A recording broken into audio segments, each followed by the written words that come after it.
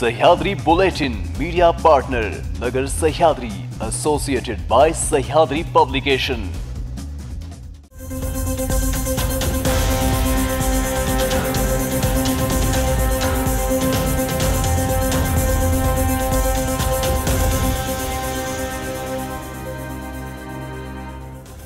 नमस्कार, मी निर्जला। न्यूज 24 सह्याद्रीमध्ये तुमचं स्वागत। पाहुयात राज्यातील महत्त्वपूर्ण बातम्यांचा आढावा सह्याद्री बुलेटिनमध्ये।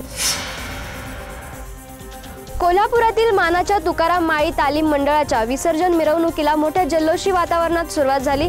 दरवर्षी विसर्जन मिरवणुकीचा पहिला मान या मंडळाच्या गणपतीला असतो। विसर्जन मिरवणुकीत पूर्वी खरे वाहक अस्वल आणणारे हे मंडळ आहे। खासदार शाहू महाराज छत्रपती, आमदार सतेज पाटील, जिल्हाधिकारी अमोल येडगे, महानगरपालिका आयुक्त के मंजुलक्ष्मी, कोल्हापूर परिक्षेत्राचे विशेष पोलीस महानिरीक्षक सुनील फुलारी यांच्यासह पदाधिकाऱ्यांनी मंडळाच्या पालखीत मानाच्या गणपती बाप्पा समोर श्रीफळ वाढवून मिरवणुकीला प्रारंभ केला।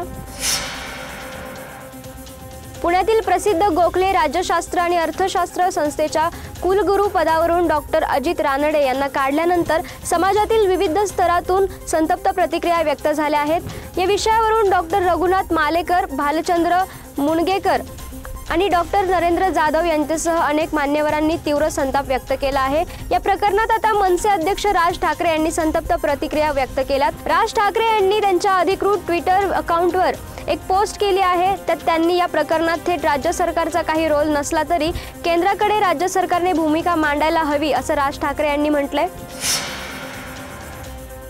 आज 76वा मराठा मुक्तीसंग्राम दिवस आहे। त्यानिमित्त मुख्यमंत्री एकनाथ शिंदे हे छत्रपती संभाजीनगरमध्ये आहेत। मुख्यमंत्री शिंदे यांच्या हस्ते छत्रपती संभाजीनगरमधील सिद्धार्थ मैदानावर ध्वजारोहण पार पडलं। यावेळी विधान परिषदेचे विरोधी पक्षनेते अंबादास दानवे, खासदार भगवत कराड, खासदार कल्याण काळे, ज्येष्ठ नेते चंद्रकांत खैरे उपस्थित आहेत। मुख्यमंत्री एकनाथ शिंदे यांच्या दौऱ्याच्या पार्श्वभूमीवर पोलिसांचा मोठा बंदोबस्त तैनात आहे।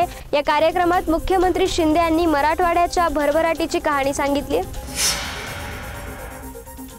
पुणे शहरात काय चालले आहे असा प्रश्न सर्वसामान्यांना पडला आहे। देशाची शैक्षणिक आणि सांस्कृतिक राजधानी म्हणून ओळखले जाणाऱ्या पुण्यात सातत्याने गोळीबाराच्या घटना घडत आहेत। गेल्या 3 दिवसात 3 गोळीबार झाले आहेत। पुणे शहरात सोमवारी पुन्हा गोळीबार झाला आहे। पुण्यातील कोंडवाड्यात गोळीबाराची ही घटना घडली आहे। वाळू व्यावसायिकावर हा गोळीबार झाला आहे। या प्रकरणी पुण्यात कायदा आणि सुव्यवस्थेचा प्रश्न ऐरणीवर आला आहे। विधानसभा निवडणूक काही दिवसांवर येऊन ठेपली आहे। या पार्श्वभूमीवर जागा वाटपाचा मुद्दा चर्चेत आहे। राज्याचे उपमुख्यमंत्री अजित पवार यांनी महायुतीच्या जागा वाटपावर भाष्य केलंय। अजित पवार यांनी जागा वाटपाचा फॉर्म्युला सांगितला आहे। महायुतीचं सरकार आणणं हे आमचं पहिलं टार्गेट आहे। महायुतीची सगळे घटक आम्ही सगळे प्रयत्नशील आहोत।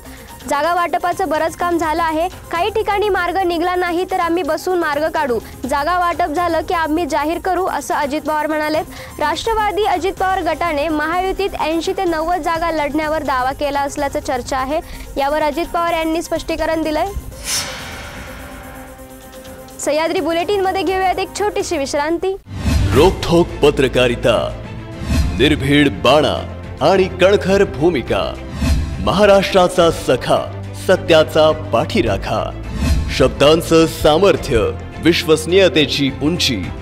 न्यूज 24 सह्याद्री। विश्रांतीनंतर तुमचं पुन्हा एकदा स्वागत। पाहुयात पुढील बातम्या। राज्यात विधानसभा निवडणुकीचे पडघम वाजू लागले आहेत। राजकीय पक्षांकडून निवडणुकीची तयारी जोरात सुरू झाली आहे।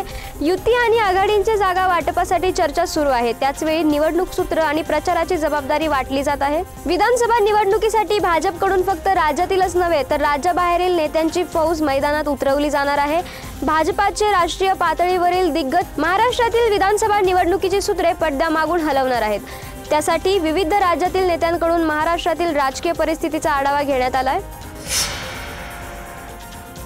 राज्यात पुन्हा एकदा महिला सुरक्षेचा प्रश्न समोर आला आहे। रोज राज्यातून महिला, तरुणी आणि अल्पवयीन मुलींवर अत्याचाराच्या घटना घडत आहेत। अशातच आणखी एक धक्कादायक घटना मुंबईतून समोर आली आहे। 32 वर्षीय महिलेवर दोघांनी बलात्कार केल्याची खळबळजनक घटना घडली आहे। मुलाला बोलावण्यासाठी गेलेल्या महिलेला 2 नराधमांनी पकडून नेत बंद खोलीमध्ये अतिप्रसंग केला। नाला सोपाऱ्यातील संतोष भवन येथे ही घटना घडली आहे।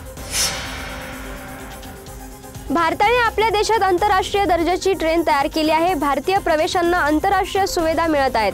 आज पंतप्रधान नरेंद्र मोदी यांनी महाराष्ट्रातील 3 वंदे मातरम ट्रेनची भेट दिली आहे। त्यामुळे महाराष्ट्रातील प्रवाशांना त्याचा सुखकर प्रवासासाठी फायदा होणार आहे। वंदे भारत ट्रेन भारताची शान आहे असं भारतीय जनता पक्षाचे नेते उपमुख्यमंत्री देवेंद्र फडणवीस यांनी सांगितलंय। नागपूर सिकंदराबाद वंदे मातरम ट्रेन नागपूरवरून सिकंदराबादकडे रवाना झाली। त्यावेळी देवेंद्र फडणवीस बोलत होते। यावेळी विविध प्रश्नांची त्यांनी उत्तरे दिली आहेत। अनंत चतुर्दशीच्या पार्श्वभूमीवर जिल्ह्यात 200 सार्वजनिक गणपती मंडळाच्या गणपतींचे विसर्जन होणार असून त्यासाठी पोलीस प्रशासन सज्ज आहे। नागरिकांनी सण उत्सव साजरा करताना जबाबदारी व उत्साहपूर्वक साजरा करावा असे आवाहन जिल्हा पोलीस निरीक्षक श्रवण दत्त एस यांनी दिलंय। अनंत चतुर्दशी निमित्त आयोजित विसर्जन मिरवणुकीत नंदुरबार जिल्ह्यात जवळपास 200 सार्वजनिक गणपती मंडळांची विसर्जन होणार आहेत। या विसर्जन मिरवणुकीत एक पोलीस अधीक्षक, एक अप्पर पोलीस अधीक्षक, 4 उप अधीक्षक, 68 सहाय्यक पोलीस निरीक्षक तथा उपनिरीक्षक, 700 पोलीस कर्मचारी, 100 महिला पोलीस कर्मचारी, 600 होमगार्ड सोबत SRPFची एक कंपनी बंदोबस्तासाठी तैनात करण्यात आली आहे। संवेदनशील भागात CCTV कॅमेऱ्याद्वारे पोलिसांची नजर राहणार असून संपूर्ण मिरवणुकीत ड्रोनद्वारे पोलिसांचे रक्षण राहणार आहे। मिरवणूक शांततेत व सुरळीत पार पडण्यासाठी पोलीस विभागातर्फे संपूर्ण काळजी घेण्यात आली आहे। शिवसेनेचे आमदार संजय गायकवाड यांनी केलेल्या धक्कादायक वक्तव्यामुळे राजकीय वर्तुळात मोठा दगारोळा माजला आहे। बुलढाण्याचे शिवसेनेचे आमदार संजय गायकवाड म्हणाले की जो राहुल गांधीची जीभ छाटेल त्याला 11 लाखाचं बक्षीस देणार आहे। राहुल गांधी यांना मागासवर्गीय, आदिवासींसह इतरांचे 100% आरक्षण संपवायचे आहे। आरक्षण संपवण्याची भाषा करून त्यांच्या मनातलं ओठावर आलंय। सह्याद्री बुलेटिन मध्ये इथेच थांबतोय, मात्र तुम्ही पाहत राहा न्यूज 24 सह्याद्री।